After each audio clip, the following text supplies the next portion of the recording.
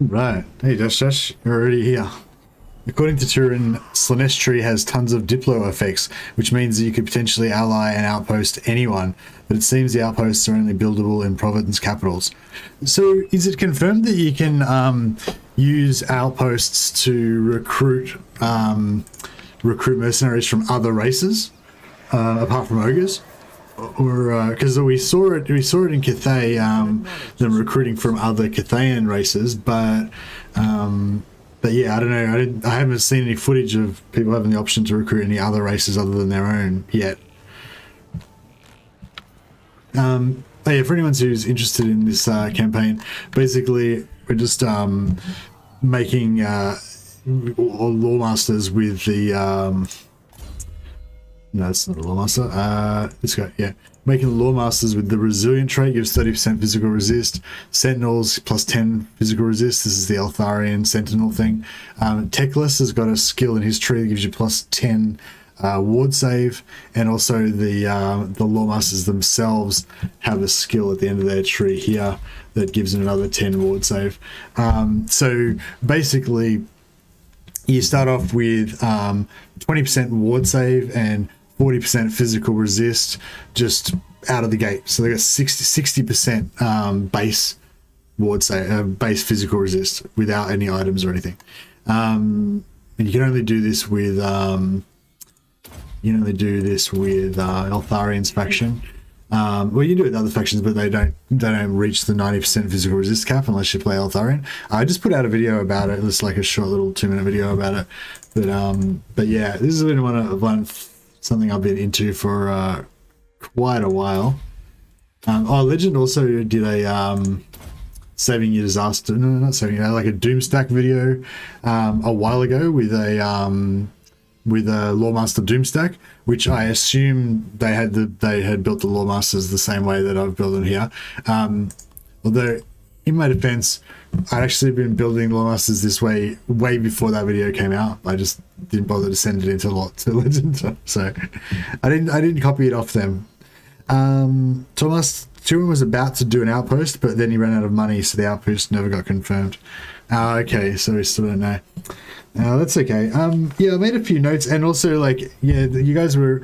So we were just watching Legend of Total War's live stream, and also watching Turin's live stream. I had a quick look at Zerkovic's, but I didn't really get to see much of Zerkovic's. He was playing Miao Ying, and Turin and Legend were both playing... well, Legend still is playing right now. Both playing the new Demon Prince Chaos Undivided faction. Hey Nikita Gamer, how you going? But yeah, there's heaps of interesting stuff. I thought that stuff that Legend was talking about where you can fuse weapons. So apparently, like, when you get items that you don't want, you can, like, melt them down into currency. Turin confirmed that as well, I think. And also, yeah, Legend was saying you can fuse two items together. So if you have, like, two green items, you can fuse them together and get a different blue item. So it's pretty awesome. Hey Meloan, don't know if I'm gonna like the cross-faction recruiting. As in, you can be Empire, have an outpost in Thorgrim, and then recruit Ironbreakers. Is that confirmed, Merlon? Have you seen anybody do that, like recruit from another race?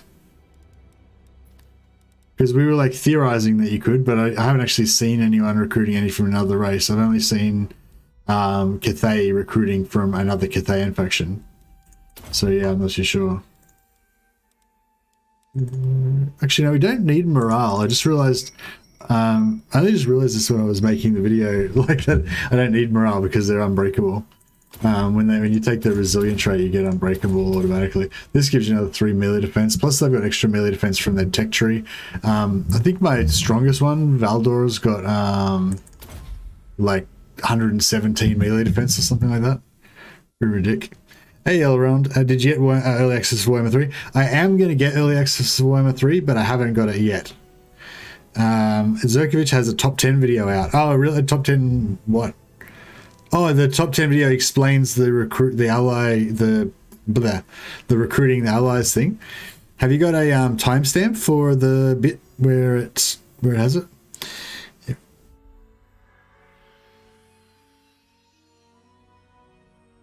If you can recruit another faction, we'll know Mercy's going to play Undivided Demons and Outpost Warriors of Chaos faction and go mad with Chosen and stuff. No, I'd probably play Warriors of Chaos And then, oh, wait up. Well, yeah, I would do that. That's a good idea. But yeah, that would be really cool if you could just use that to somehow bypass. And yeah, can you link it in Discord or and if you put the timestamp if you want. Yeah, if anyone's got something they want to discuss, if they can just get the timestamp and put it in Discord, that way I can just go and check it out. Otherwise, I'm just going to spend all the time like looking for videos, and you know, it'll be shit. Oh yeah, so you basically want to go tanky. Like if you're making like your first Loremaster, you probably want to put 1 point into Earthblood just so you got some heals if you don't have a healer. But yeah, once you've got your first one up and running, then I find Melkoth is good just to use it as a snare as well if you ever need to snare someone if you're running after it. And then you just want magical reserves. You don't really need Earthing because you don't really overcast anything. Or it depends if you want to take a secondary utility spell or something like that. But your main job is just make him tanky as AF in melee and just max out all these skills. He's only level 33, so he can't, but he'll be able to put some more points in there later on. But anyway, yeah, so I'm just gonna like level these dudes up, and then I'm just gonna have basically a super tough bunch of heroes. I might mix up these spells a little bit in different ones.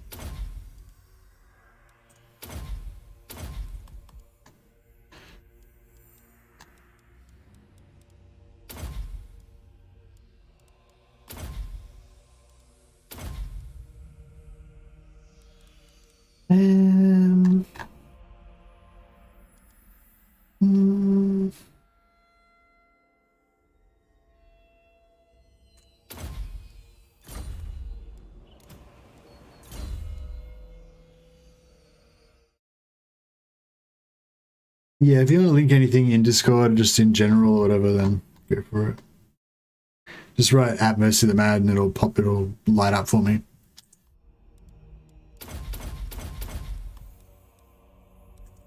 So yeah, I sort of wasted that point. Didn't need that.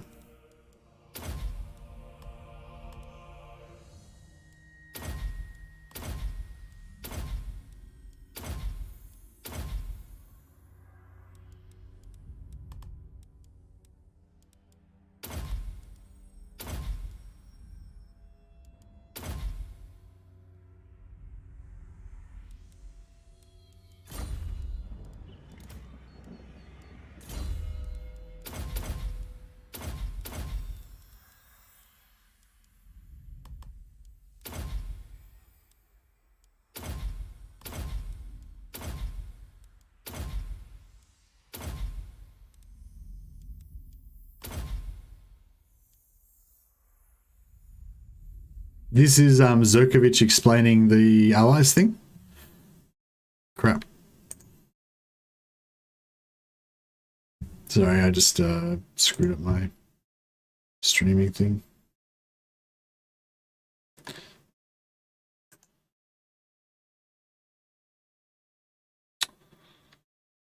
Yeah, for some reason links in the chat don't work for me, like it kind of errors out or something.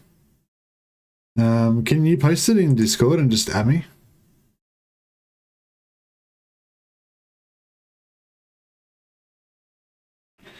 Thanks, Veldzone. Warhammer 3 is nearly here, so here's 10 things that have changed in Total War Warhammer campaigns. And while some of these things you may have seen in CA blogs or videos, I reckon there's at least a couple of things you definitely haven't heard of yet. Number 1 is Quick Deal is now a thing. This is a system over from 3 Kingdoms. You'll now have a button at the bottom that says Quick Deal. When you so we were going to 406. That may be willing to do certain kinds of dealings with you. So here you can see I've got it's building outposts at ally cities. Now what the hell does an outpost do for me, I hear you cry? Well, it will allow you to recruit units from that faction. So playing as the Demons of Chaos here with my allied recruitment, I can get Norscan units, Skin Wolves, Berserkers into my army. I wouldn't have access to these units normally. That's sick. With the Allegiance and the Outpost, I do. So whichever faction you're playing as and whichever factions you ally with, you will be able to recruit their units with outposts. That's you so want your vampire cool. accounts to have Jezzails? Well, now maybe you can. Pretty powerful stuff for mixing around factions. Oh yeah, for vampire On accounts to having number ranged 6, this weapons. one relating to Fuck, battles that is going to with be a pretty cool. big change to how reinforcements work. Because no longer will reinforcing armies arrive right at the start of the battle. They will now have to wait for a timer of Yeah, I usually already know 1 to about 2 that. minutes.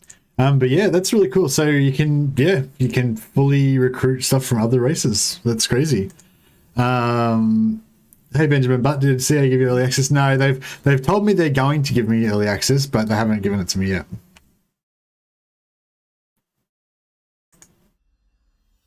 Yeah, that's really cool. So yeah, so you can recruit from other races with outposts. Yeah, that's pretty cool. Yeah, and as I said, I really like the idea of melting down and fusing weapons and stuff. That's really cool. You can you can sacrifice your followers and ancillaries and stuff for currency. I noticed Legend said that there's the Vargolf is a rat now, not a bat. What? Thanks, Caesar. Vlad roleplay campaign with Empire units. Yes, fucking, you're so on the same wavelength with me, Gerald. You know what I'm thinking before I even think it. Fuck yeah, that'll be awesome. Because you have the Vlad plus 40 relations with Empire, use that to ally with them, and then build outposts. I wish you could somehow make them immune to attrition so they didn't all die when they become friends with you, but oh well. That's the sacrifice they have to make to serve their lord.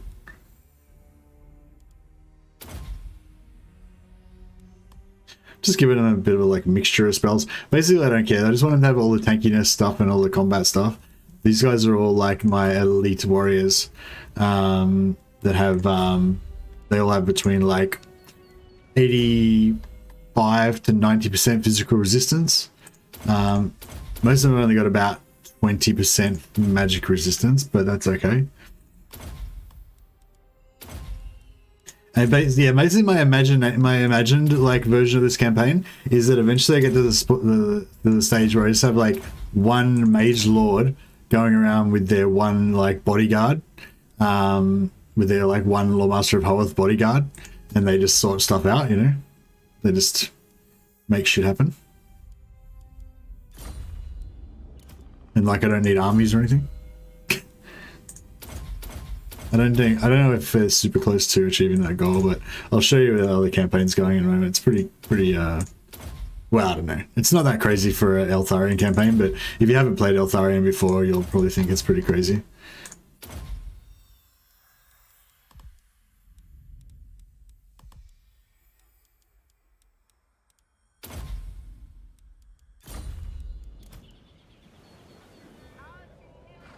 Oh, keep hearing this like nighttime sounds, but it's my wife's alarm clock.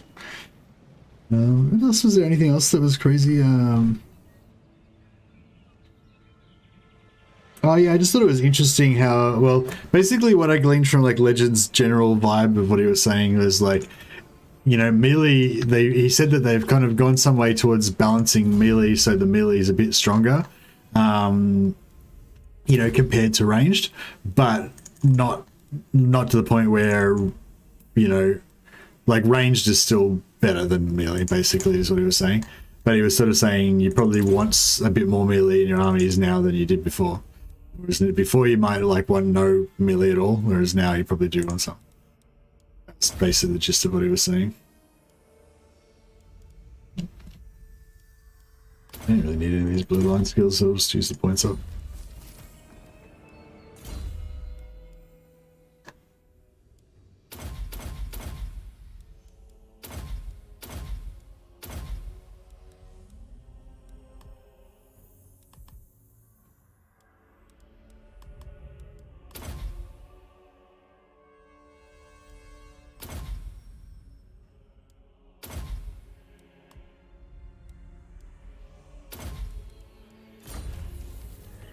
I for one welcome our new melee overlords. Blood for the blood god. Yeah, I mean that's the thing. I don't even need it to be balanced, you know. I already like playing melee now with it being completely fucked. So if they just like slightly, if it's just slightly improved so that it's just not quite as hard to use, that would be great. Oh, supply lines. That's the big one. the 4% supply lines for legendary. I don't know if anyone missed that. So currently in Warhammer 2, the supply lines penalty for every additional army is another 15% increased cost for all of your armies. So supply lines still works the same way, but apparently now the legendary supply lines penalty is only 4%. So the gradient at which your supply lines penalty goes up is like much flatter. So that the connotations for that are basically that doom stacks are less required, and crap stacks are a lot better. And that's something I've really wanted for a while, like just at least for some variety, you know. So now we can try out having, you know, like my halberdier armies. We just have like heaps of cheap armies of like, you know, staunch Empire halberdiers. That's like going to be a viable thing now. I don't know if I should take these 1%. Yeah, I might as well. So I'll just finish leveling all these guys up. These guys are the ones that go with, yeah. So these exhilarated guys, they get plus 25% magic drop chance. Pretty sure that doesn't stack. I'm not sure if it even works actually. But the thing is, you get plus 12 melee defense for Phoenix units, and plus income from post-battle loot. So I want to put 2 of these in Teclis's army. Well, he's already got 2 in his army. And then they can provide him with a mana battery, because they get so all of these guys give you plus 15 Winds of Magic Reserve from there, and they give you Disciple of Phoenix another plus 10, and they give you Saphirian Bibliothecary another plus 10. So that's 35 Winds of Magic, plus if you put like a Book of Ashur, that's like 60 Winds of Magic, just from having this guy, one dude. You know, put like 5 of them, that's 300 Winds of Magic. You know, although these, I haven't got a Book of Esther and everyone, but 30, you can do 35, you know, for each of them, each guy. So you have like a full stack of 18 or 19 or 18 or whatever. That'd be a lot of Winds of Magic, way more than you would ever need. Saw Corn Warriors in action, and I was very impressed. I was noticing that the melee units didn't need as much babysitting. When you say didn't need as much babysitting, like what do you mean by that?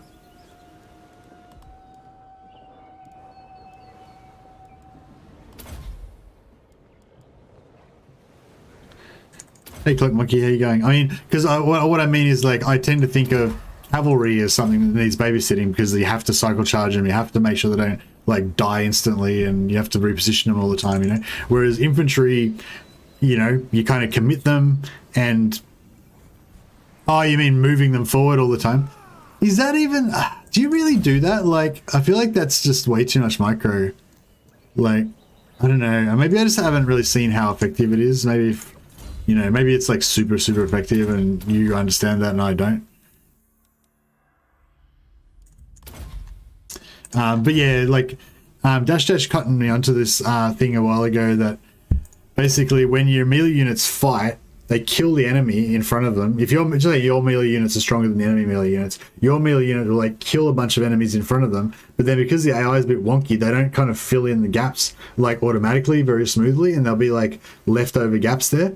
And then some of your guys will move forward, but some won't. And so what happens is, even though you've won the first round of combat and like wiped out the whole front line, then maybe only 2 of your guys move forward instead of the whole line of 10. And then the enemy has like 3 guys attacking each of your 1 guys. So you lose way more casualties than you should. But yeah, but apparently if you just like manually march them forward 1 step every time they kind of, every you know, minute or so, every time they've killed a few guys, then it kind of negates that penalty.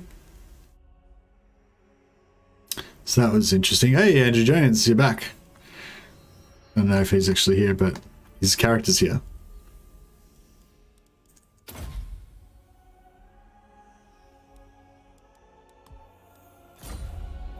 Okay, right, we're fully geared up now. The melee micro improves the performance by about 10%, so it's a major pain when compared to what you get. Ah, okay, yeah, that's probably why I don't do it. That makes sense now. So what I was doing here was I was doing like a triple sack between this, like getting this army with all the heroes in it. I was basically getting that to fight in this battle, and this battle every turn. So I was getting like 2 or 3 levels on all of these heroes, like each turn, just to power level them up. But don't think we need to do High that Elven Archmage. anymore. Carried by magic. Oh yeah, I was gonna get everybody in, but like, actually, let's just, since you guys are all here, let's just show off the awesome power of the. I bring Azurian's fire. Do I need a siege attack? I kind of need a siege attack. I don't know. Yeah. Oh, whatever. Yeah, we'll just take the whole army, but we won't use them all. It's fine. For the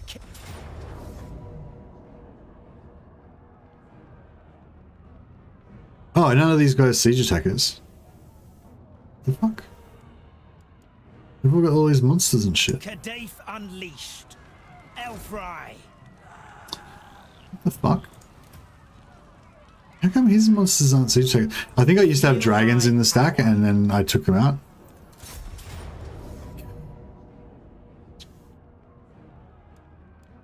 Eurofair. Actually, has somebody got a spare dragon? The grim. These guys said, here we go. And we'll take out.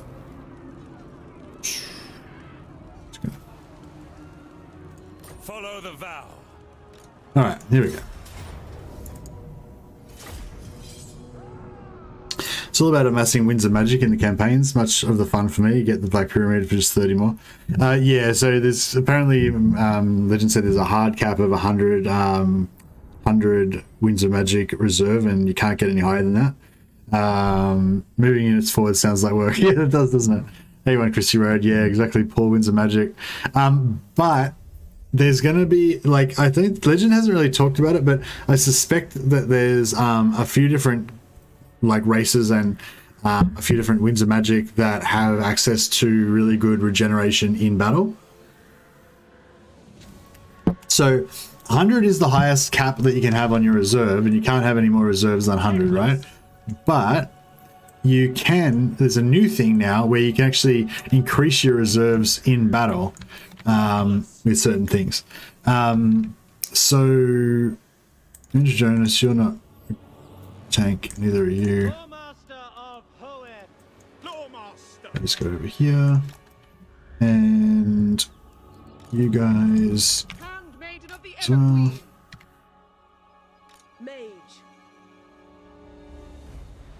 And you can go over there too, and you can go over there.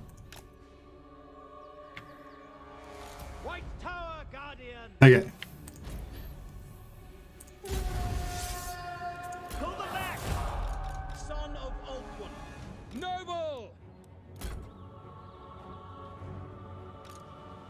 Retire without fail.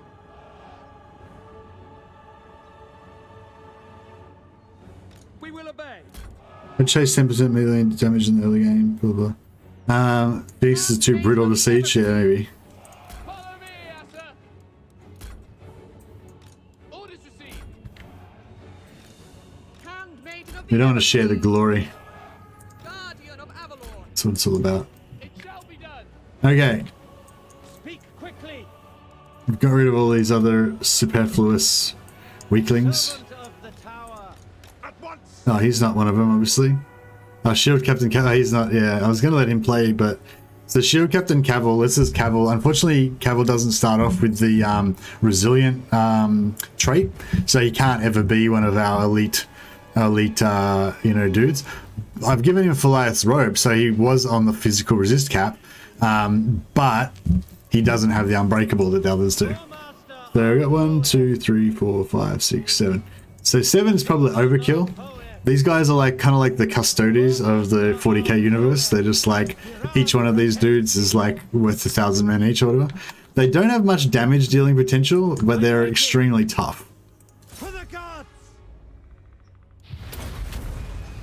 Azur Thanan. There seems to be two types of regen, increasing the rate and stealing the enemy's wins. Yeah, the stealing the enemy's wins, I'm pretty sure that fills the reserve up, yeah? Azur Loremaster. I will. So you can either smash the gate or we could just climb over the wall. Oh, we climb over the wall.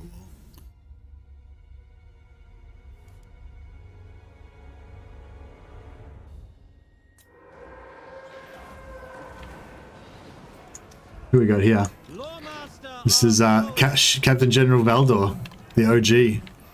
He's one of the toughest ones. So you can go and have a duel with Krog. This guy can take out these archers. This guy can go and... I don't know, go over here. Actually, we might need a few guys on these. Loremaster of Hoeth. You guys just set up a command post there. You guys can like put another observation post over here. How's this duel going? Loremaster. Yeah, Valdor's going pretty well. Now he can I like you can use this Shim's Burning Gaze. Oh no, sorry, use this harmonic convergence to like buff himself. So he's already got what he's got 113 melee defense. But then you can like buff yourself with this, and then he goes up to 137 melee defense. When I was fighting against Marathi, because she's got like really strong debuffs, so that actually was used. Well, he was already like, you know, pretty much unhittable, but if she debuffed him down enough to make him hittable, then you can just do that. There's always like a 5% chance you can get hit, but yeah. Marathi was actually wrecking him pretty good because she does magic damage. We might try and actually max him out by getting Kemmler's trait and stuff. What allows you to steal the enemy's wins magic in 3? Yeah, I think there's just certain abilities that let you do it. Pretty sure Zeech has got it. They got an ability that does it. Warden of Sapphire. No idea, but then hints that death, the law of life leeching must be one. Yeah, Legend seems to be hinting that death was a good one, but I'm pretty sure they said that Zeech had an ability that did it, didn't they? How's this duel going? Sithon Seal Cadet. Alright, we'll send these 3 down to have a go at these executioners. Glean magic. Oh, is that Glean magic? That was the Tzeech spell? Of Hoeth. Oh yeah, you can... I like putting like bunch like these spell effects on them as well. They don't cost any wins of magic, so it's pretty cool.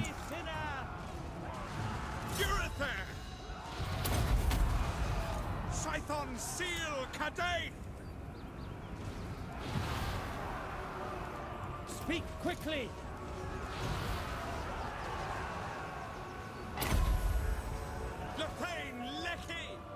Again, these two can two-man this, well, they can 3-man this Hydra.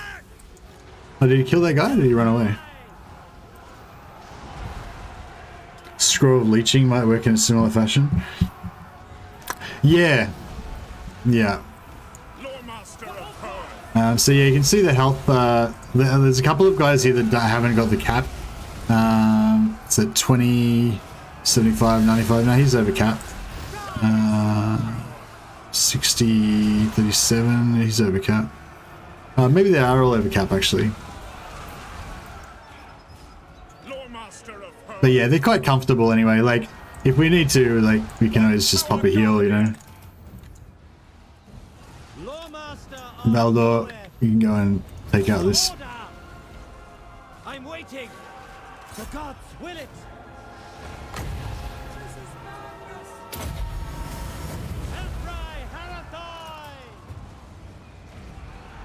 Yeah, and Valdor can just, you know, heal himself if he wants. The 35 mana that they all get, just from their 2 followers plus the 15 that they get from their tree. So each one of these guys just comes with his own 35 free wins, right? So because they got level, if they put 3 points into Earthblood, I think it goes 4 points, right? So they can cast eight of these on themselves just using the Winds of Magic that they personally bring to the table. So yeah, I don't think it's quite enough to heal them from 0. Like, I don't think it's quite enough to heal all of their healing cap and, you know, heal them all the way from 0. But it's, you know, it's enough to heal them quite a lot. They don't take too much damage. So.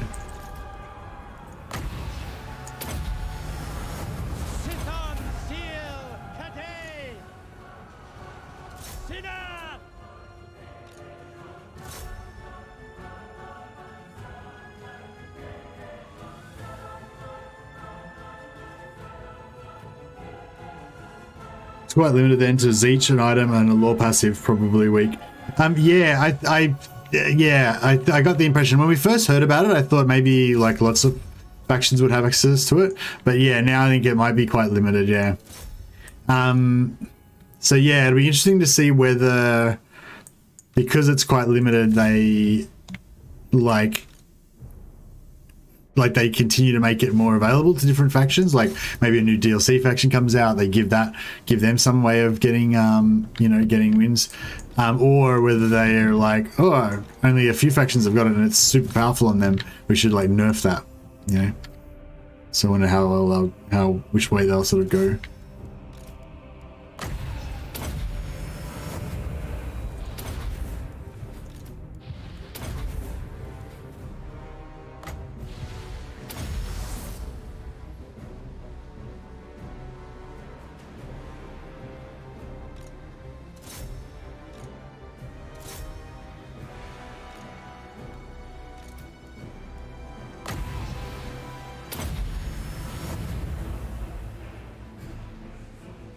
There were other hints CA dropped about special locations and things on the battle. Yes, that's right. I was really interested in that. Yeah, like maybe there's going to be like a Stonehenge type situation, or like some sort of like building or energy location, or like a a sacrificial altar, or that kind of stuff. Like different like things on the map that you can use to get wins.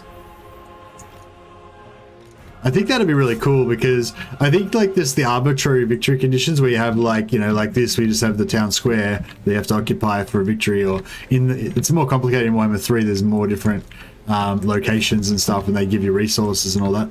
But yeah, I think one that gives you actually wins would be pretty cool. Well, this guy's getting fucked up. What's this guy's problem? Is he one of the weak ones? Oh yeah, this guy's only got like 70. So he's like way down. He's not like nowhere near the cap. Might need to like withdraw him. He's like a junior Loremaster.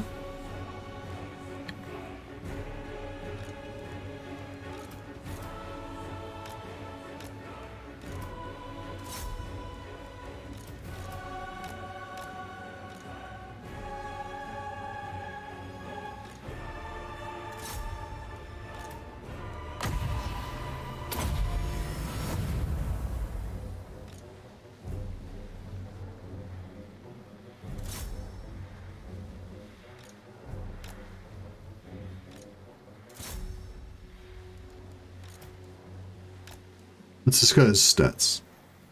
He's 53, 25. Yeah, so he's like 78. So yeah, he's just way down. He's not close enough to the cap. Oh, actually, was Cavil the one with the Stepharian Bibli? It's with the... Oh, no, they're cool. They're cool. Alright, I might need to go and sort this out.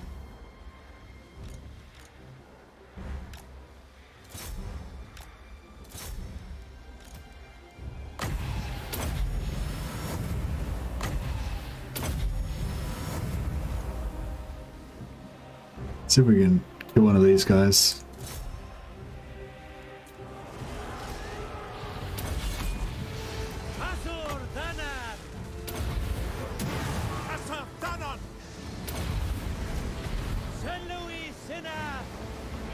Not gonna do any damage. Don't know why I bothered doing that.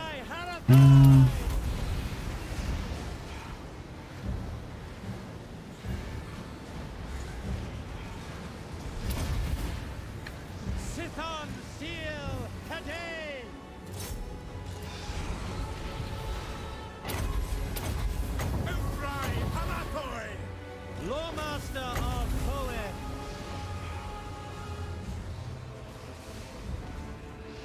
Servant of the Tower. Loremaster of Hoeth.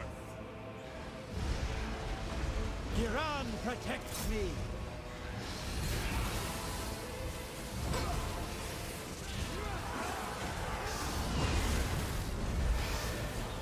Yeah, I think we've got 4 of them that are like fully geared, and there's a couple of junior members that aren't fully geared yet. The ability to recruit units from other factions would be a big boon for some factions. Yeah, for sure. Graveguard look very good. It's only the upkeep cost that puts me off.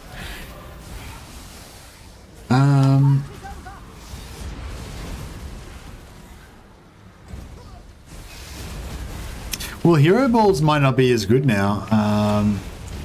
think Legend was sort of saying, I think I overheard him saying something about that, saying that hero balls weren't as strong as they were before, or heroes in general weren't as strong. Or maybe it was Turin that was saying that. But I didn't listen to what they said about it being like particularly like, I don't know the details. I just remember saying something like that.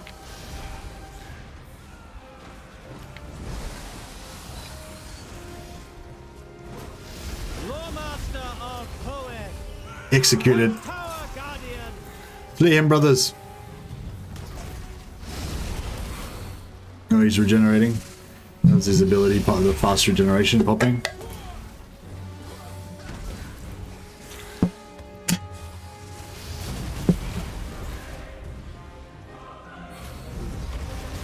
Loremaster of Hoeth,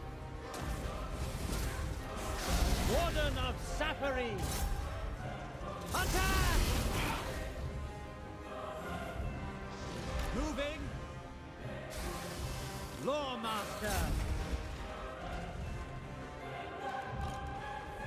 Do a double bolt from these guys. They should both fire simultaneously. Drilled. Asur Loremaster. We'll do a 5 bolt from these guys.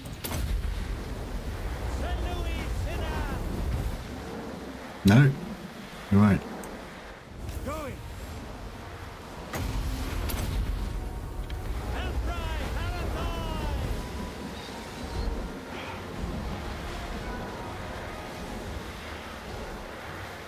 And their spell got screwed up. Giran protects me.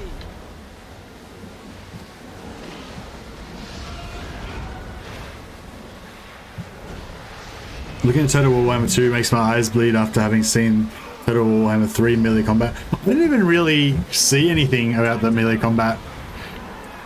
I guess I wasn't really paying that much attention. Hey Stephen Garrett, looking forward to when you'll be able to cover Warhammer 3. Will you be getting any early access? Yeah, I will be, man. CA have told me that I'm getting early access. I just haven't Speak quickly. yeah, just not, it's not yet though. Warden of Sapphire. Thanks for the super chat, man. Very generous. I was not expecting that. That's very nice of you. I'm not, considering I'm not even really showing anything. I'm just playing Warhammer 2 and talking shit. I don't feel like I'm really providing very exciting content today, but yeah, no, very nice of you, man. Thank you. Loremaster of Hoeth. But yeah, I just like, it's cool, like just, you know, chatting with you guys and all the things that you guys have picked up. Like, yeah, like I didn't know that it had been confirmed that you could recruit from other factions units. So thanks a lot for sharing that.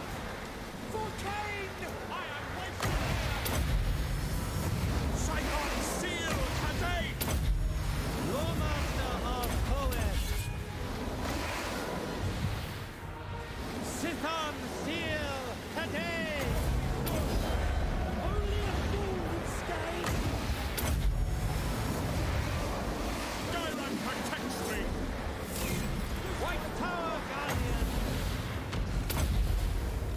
Asur Nana.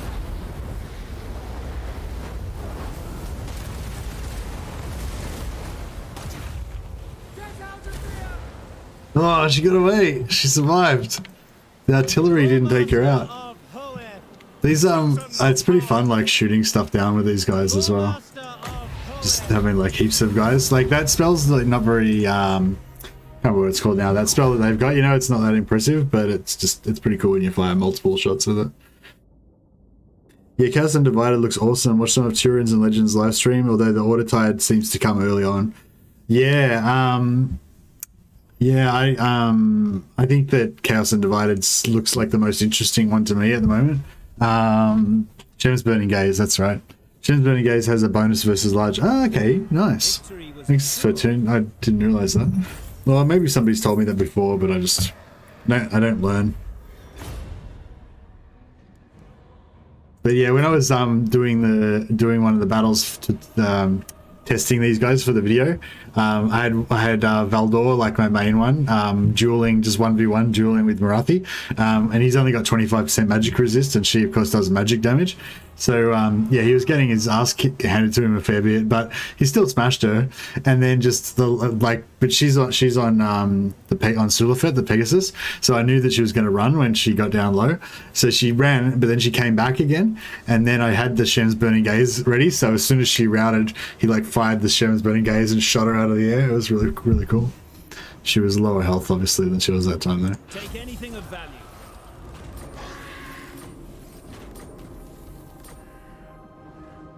Cool.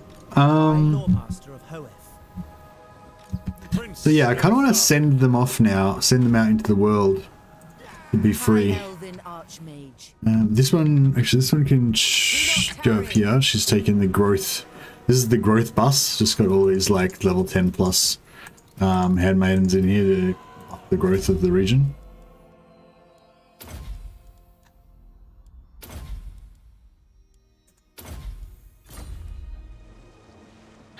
It's a funny spell for sure. Yeah, I feel like it's not like High Elven very good. Archmage. You know, it's like the amount, I don't know, just compared to like the mass damage AoE spells that you can get, you know, it's not very impressive. But it's sort of, I don't know, just it suits these guys. Like they're cool. They're just, it's like their it's like their bolt gun weapon or something. Custodian Henry. Oh yeah, this is my like new version of Cavill, because the original Cavill's a bit weak because he doesn't have Unbreakable. Oh, this guy doesn't even have gear. Shit. No wonder they don't have maxed out stuff.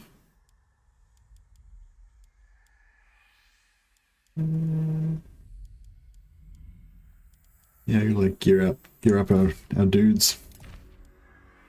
And I'll just put like random items on them from now.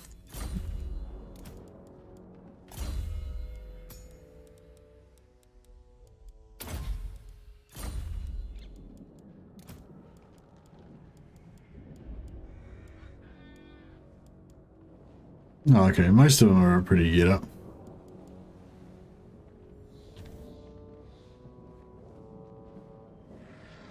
So I think we wanted to make Teclis have like a Of the White Tower. The most gifted. What do you call it? What are these things called? Like a Phoenix army? Kind of fun. Anyway, yeah, so basically what we're doing is we've got the infinite money thing going, so we make about like, I don't know, I think it's about 800,000 gold per turn or something. So I can't spend the money, so my money just keeps going up and up and up. What we're doing is just making stacks of Sisters of Avalon and just kind of parking them at all of the areas around here. And then making Ulthuan like an impregnable fortress.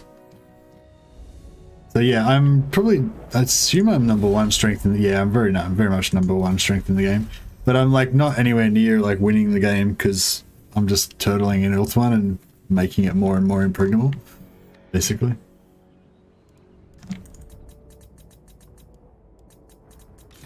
Master of high magic, infused by Hoeth's wisdom.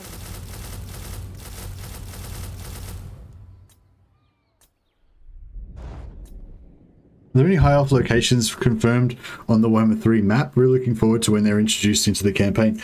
Oh yeah, so if they're allies, we could like recruit them perhaps. Like you could, if you're playing like, I don't know, Empire or something, you might be able to recruit them. Or maybe you can recruit them as Chaos. Actually, that's a good point. It like with when maybe it's not any faction, like, because the example Zokovic showed was only Norska to Chaos, and yeah, sorry, yeah, to answer your question, no, I don't think there's any high elf locations in the Warhammer 3 map, unless there's like a new location that wasn't, you know, like none of the places where high elves currently are in Warhammer 2 are in the Warhammer 3 map, but you know, there could be a location, they could move a high elf faction to somewhere on the high elf map, on the Warhammer 3 map.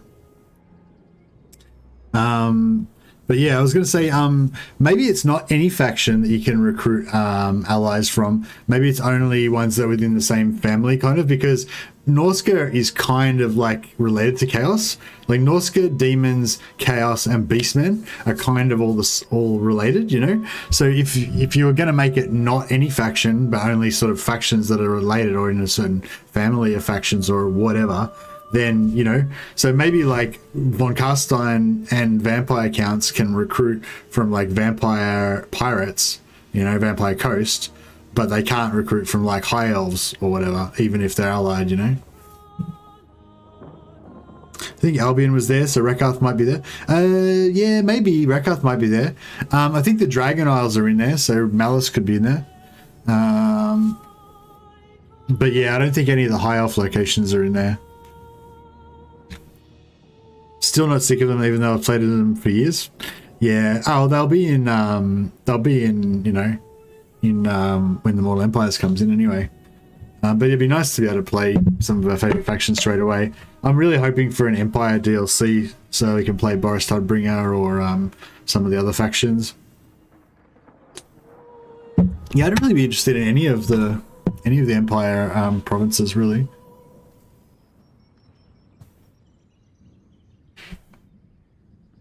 Empire said he hadn't seen any High Elves. Have we got? Maybe I should bring the map up quickly. I think we've got the map posted in the news channel somewhere. Is there an image file?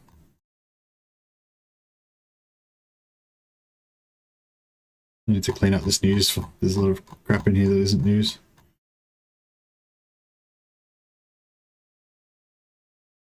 Yeah, I can't actually find the map anywhere.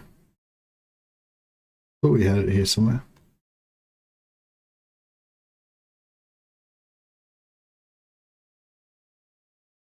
War wagons. Yeah, I thought we had the map somewhere in the news section, but nope. It's right. I can just Google it. And as this tooltip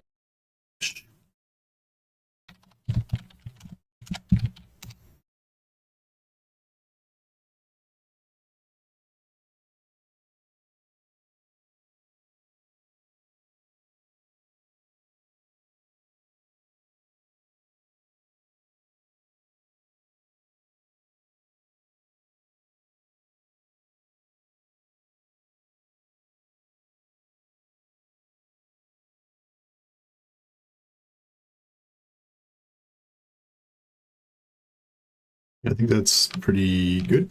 All right, one sec.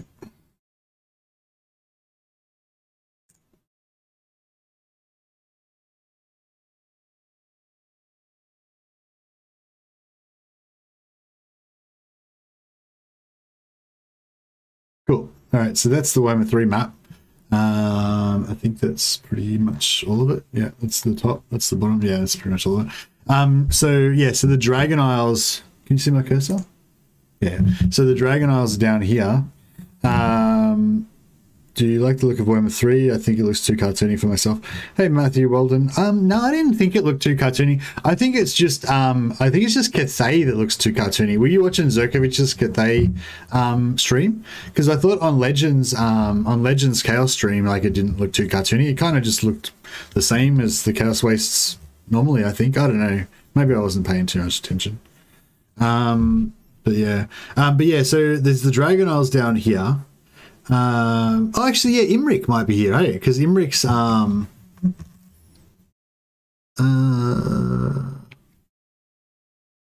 somewhere. Isn't Imrik? Wouldn't Imrik be around this area? Yeah. So sorry, I might have lied there. Imrik might be here. Although actually, Imrik doesn't necessarily need to be here because, like, he might just be in Calador, you know. Because yeah, like all of the factions that are in weird places, like away from home and stuff, like they're out on patrol or some shit, like they may not necessarily be there, you know. Plane of Bones, yeah, but the Plane of Bones is not on this map, I don't think. But I think it. I feel like the plane. Wait up. It's really hard to like Yeah, actually, no, maybe I'm in the wrong spot. Is that the Dragon Isles? Yeah, no, that is the Dragon Isles, isn't it? Yeah, I think it is. Yeah, I think that's the Haunted Forest. Actually, I think the Plane of Bones might be just here, just below the Wolflands, and that's the Dragon Isles. Yeah. So Imri could be here, so you could actually have some high elves on the map. I wouldn't. Yeah, it'd be interesting. They probably will try and put like every race on the map, just so that there's like the maximum amount of variety. You know. Yeah. Yeah, no, just because I couldn't see the Plane of Bones, I thought maybe this was like further up around the coast or something. But yeah, I'm pretty sure the Plane of Bones is just here, but it's just not named. And the Gashazar would just be down there. So there is high elves potentially there. But like I said, that's not like the Plane of Bones isn't Imric's like home province. I don't think. I think it's just like he's out on an expedition somewhere, you know. And same with like Katep and. Who else is like on an expedition? Like Wolfheart, you know. There's no reason like Wolfheart should start in Lustria, you know. He could like Wolfheart could be in Middenland, where he should be probably.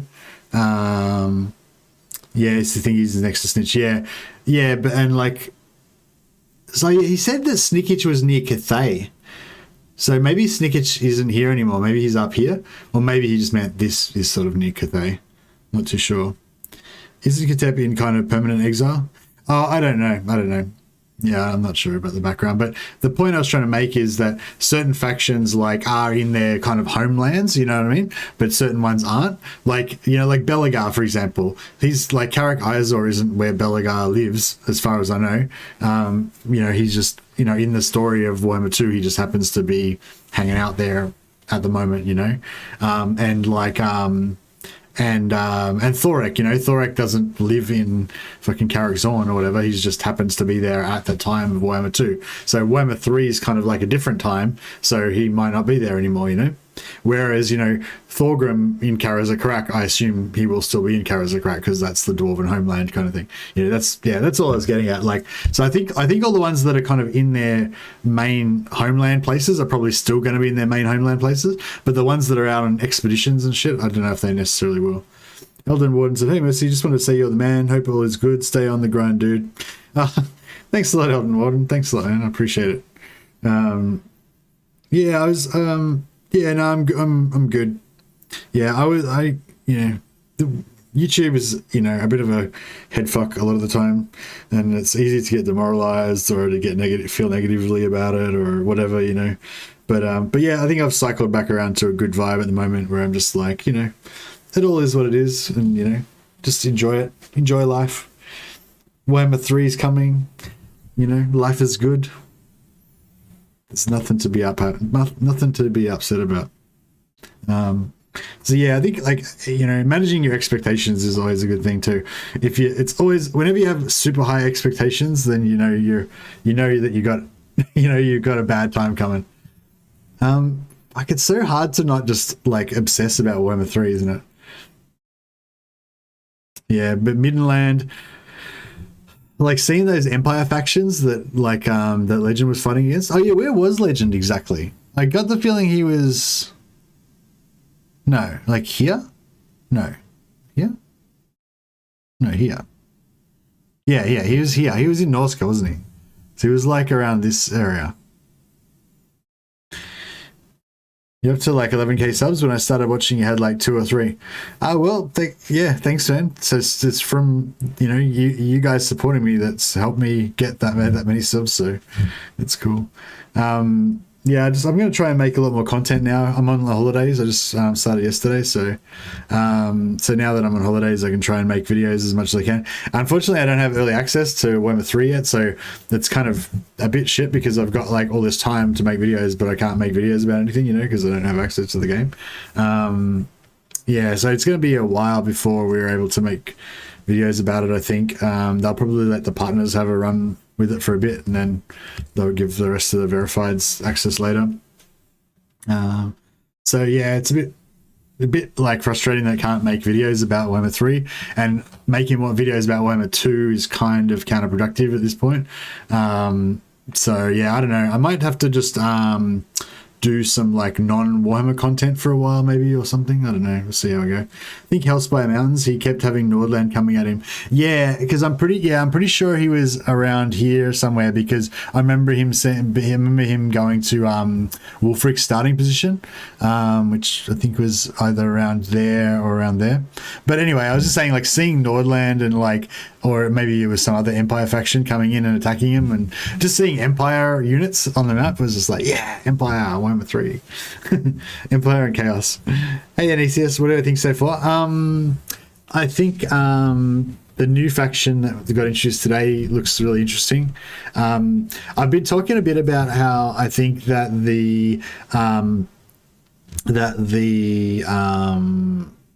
I'm kind of realizing now I should have just been crapping on about Warhammer 3 the whole time. It was like probably just annoying for you guys, like seeing my stupid high elf campaign.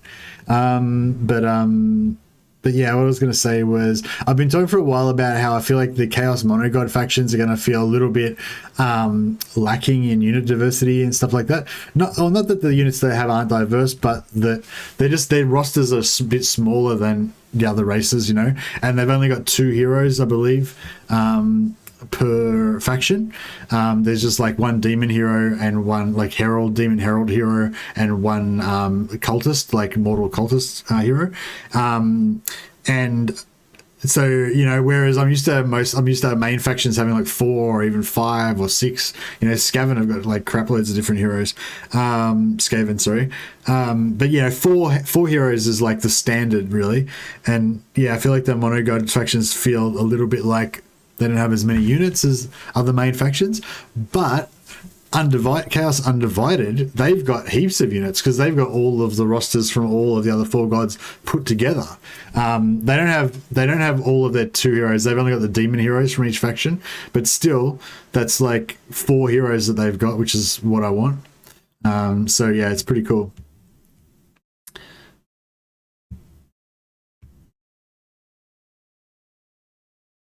Very well. I just decided to end making content for now, and Warhammer totally. What do you mean by that, AEST? So you're not planning on doing any Warhammer content, but you are planning on doing some more content in the future? Is this more like D&D stuff, or is that a Warhammer 3 campaign map? Hey, Duarte Goncalves. I don't know why I bothered trying to say your last name. But yeah. hey, Duarte. I hope I said that right.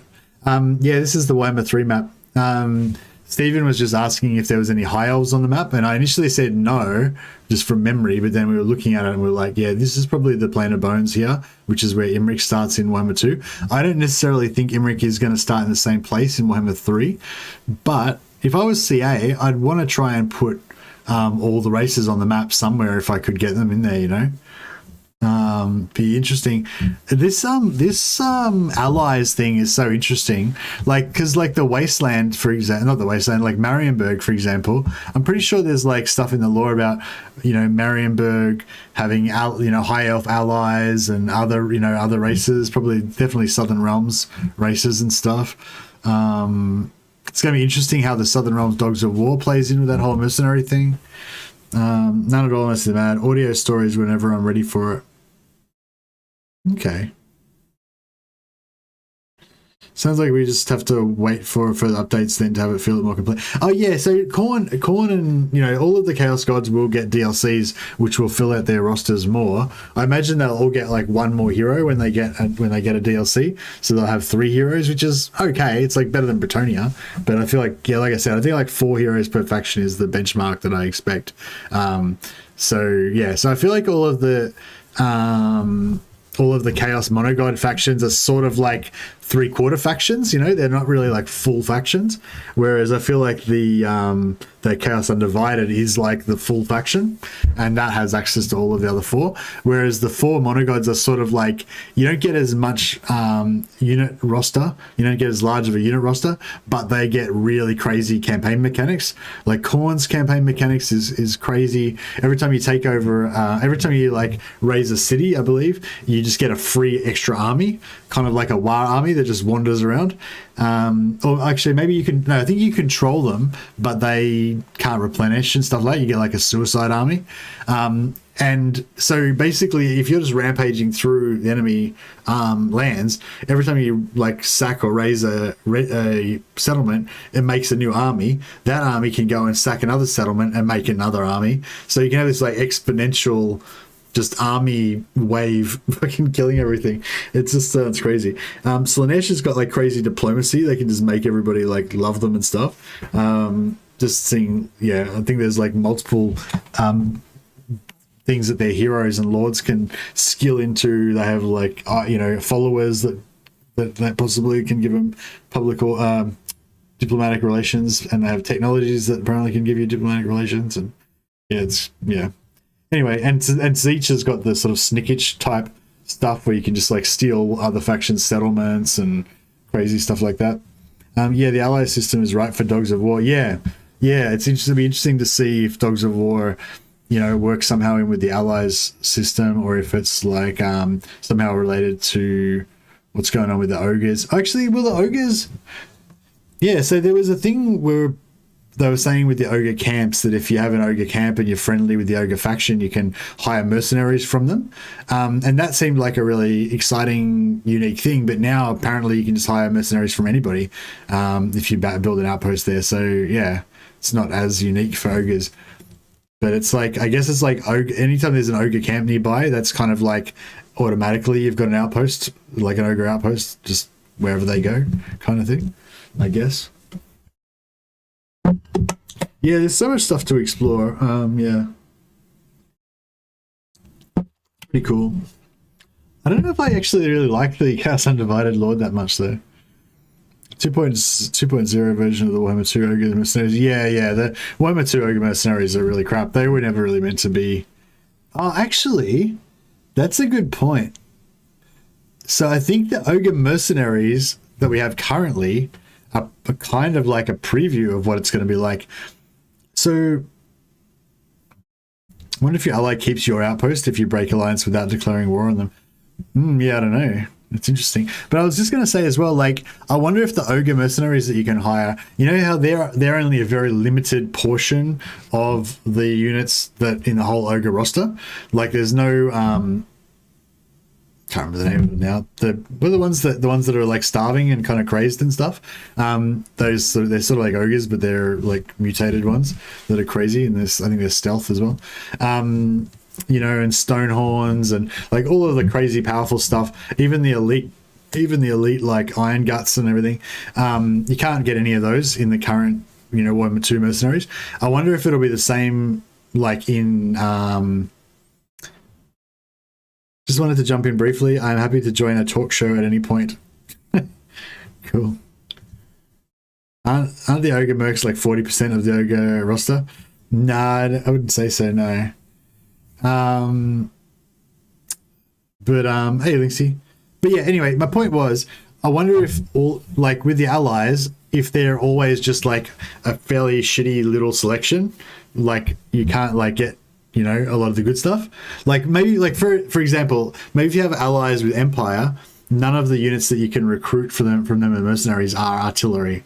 You might only be able to recruit like basic range troops and like 4 or 5 different basic troops. Like we were sort of assuming that it was like anything, but maybe it's only lower tier or less important troops or something like that.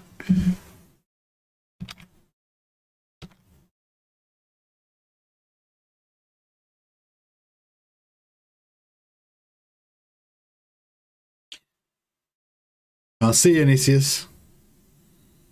Sorts of the outpost says you can recruit anything they can recruit. Holy shit. Would you do a radio show anytime soon? No, I think the radio show idea, like, I don't know, it got a bit of backlash. I think the main backlash was like that people didn't like, I don't know, didn't like just random people calling up or whatever. Yeah, I don't know. I think I had some ideas about how to fix it at the time, but I forgot now. The first time I did it, it was kind of okay, but it wasn't very like super successful. But the second time I did it, I feel like I got a bit of backlash against it, people were like, oh, what's this? It's crap kind of thing.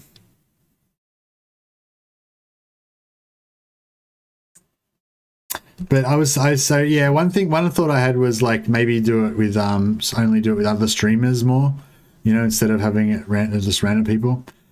But I don't know, that kind of destroys the whole point of it, because it was kind of cool having, you know, Demons of Chaos with Hellstorm rockets. Had little to no viewers, but I'm going to keep doing it as it's nice. Oh, you do the talk. You're doing. I thought they were talking about my talk show thing. My radio show thing. Are you doing a radio show thing as well, Linksy?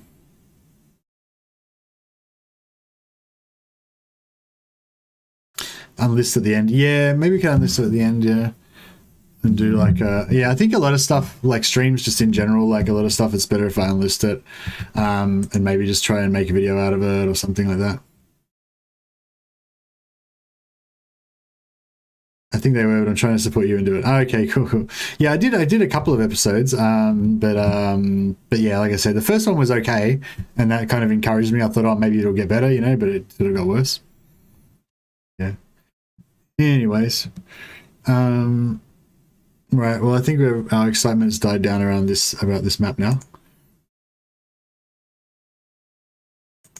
I don't know what I'm streaming for. Oh, I don't know. Maybe I should wrap this up. I don't know. Yeah, like, I don't know. I just wanted to kind of have a quick chat and just brainstorm about the things that we'd sort of all discovered. But yeah, I'm pretty tired. Like, yeah, I wasn't really, yeah. Like watching Legend stream for like 5 hours before I like start my stream was probably like, 7 hours. It's probably like a bad idea. But yeah, I wasn't really going to stream because I can't stream Warhammer 3 anyway, and so yeah, I don't think people are too interested in Warhammer 2. Do one with Linksy. Yeah, that's what I was thinking. Yeah, if we did like yeah, like I think we're just doing co-op and chatting is pretty cool. But yeah. Suppose they didn't hand out more access to Warhammer 3 to dedicated creators. Hey, Wesley. Oh, no, we will get early access. It's just a matter of time, you know. They kind of spread it around. The partners are, you know, the really big channels that are really influential in the community, and so they get you know, some special treatment, you know. Co-op Warhammer 3. Yeah, we'll have to do co-ops for Warhammer 3 for sure. But yeah, I think yeah, I might wrap it up at this point, guys, because you know, I mean, I'm sure if I stream for another 8 hours, there'd be some quality content in there, but I think the percentage, you know, the percentage of it wouldn't be very good because I'm pretty tired. Anyways, yeah, anyway, you guys go back and check out some more Legend stream, and I expect you to like report back to me next stream and tell me all about it. Next stream, I might actually do some Attila, I was thinking. I don't know, I'll see how I go. Yeah, I'll keep you posted anyway. Thanks a lot, guys. Oh, I did put up a new video about my Loremasters, so if anyone's interested in this like ridiculous campaign I've got going here where I just have infinite money and I don't care about anything apart from making my elite Loremaster cater of like 6 invincible Loremasters tougher, then check out my new video that I uploaded today. All right, I'll catch you guys later. I'm gonna go get some sleep.